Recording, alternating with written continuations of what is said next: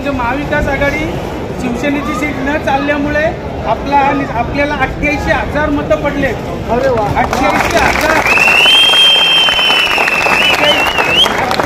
कशाला म्हणतात आणि त्याला 94 म्हणजे आपण फक्त 3400 मतांनी पडलो। त्याच्यामुळे अजिबात हे नाही, शांततेनं तुम्ही जा आणि आपण परत बसू, काही चर्चा करू नका, बिनधास्त शांततेनं जा आणि 2 दिवसात पुन्हा बसू। याच्यात काही तुम्ही कमी लेखू नका। मी तुम्हाला सांगतोय, गेल्या वेळी साहेबांना 62,000 आता 88,000 मतं पडलेत, ही तुमच्या बातमीवर पडले।